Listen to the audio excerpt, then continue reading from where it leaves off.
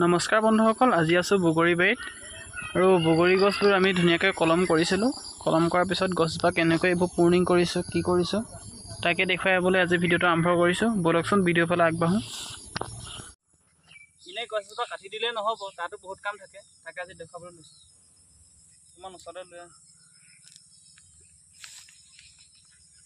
গছজোপা।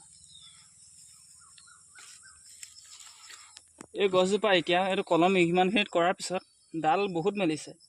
1 2 3 4 5 6 7 8 10টা 15টামান মেলিছে, কিন্তু চব ডাল আমি যিহেতু ৰাখিব নোৱাৰোঁ, গছজোপাৰ স্বাস্থ্যৰ কথা আছে। এনেকুৱা ডালটোহেঁত এনেকুৱা এখন লৈ এইটো কাটিব লাগিব। খুব বেছি ডাল 5ৰ পৰা 6টা ৰাখিম আমি। এইটো এটা ডাল, এইটো সৰু ডাল, ই বৰ ভাল ফল নিদিব। এনেকুৱা সৰুবিলাক কাটিব লাগিব। এইবিলাকহে কটাৰী বা কাঁচি এখন লৈও কাটিব পাৰি, যিহেতু মোৰ ওচৰত কাটা এখন আছে, সেইকাৰণে মই এইখনে কাটিছোঁ। এইফালে এই দুটা থাকিব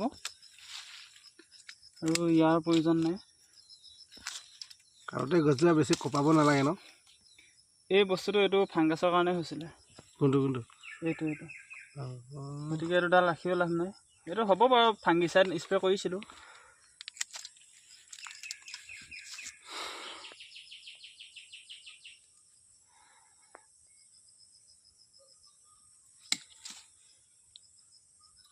এতিয়া আমাৰ ডাল থাকিলে 4 5 এইটো যাব নেকি? এইখন কাটিলেই হ'ব। তাৰ গছজোপা মুকলি হ'ল, ইয়াৰ ডালকেইটাও ভালকৈ মানে বাঢ়িব। এতিয়া এনেকুৱাবিলাক কাটি দিব লাগে, অলপ 3 ফুট মানলৈকে গছজোপা চেফা কৰি দিব লাগে, তেতিয়া পিছলৈ ফলটো বেছি ভালকৈ লাগে। বন্ধুসকল, আজিলৈ ভিডিঅ'টো ইমানে। যদি আপোনালোকে ভিডিঅ'টো চাই ভাল পালে, লাইক কৰিব, কমেণ্ট কৰিব, শ্বেয়াৰ কৰিব আৰু চেনেলটো ছাবস্ক্ৰাইব কৰিবলৈ একেবাৰে নাপাহৰিব। এনেকুৱা খেতি ৰিলেটেড ভিডিঅ' আপোনালোকলৈ দি থাকিম। গতিকে আজিলৈ আহিছোঁ, বাই।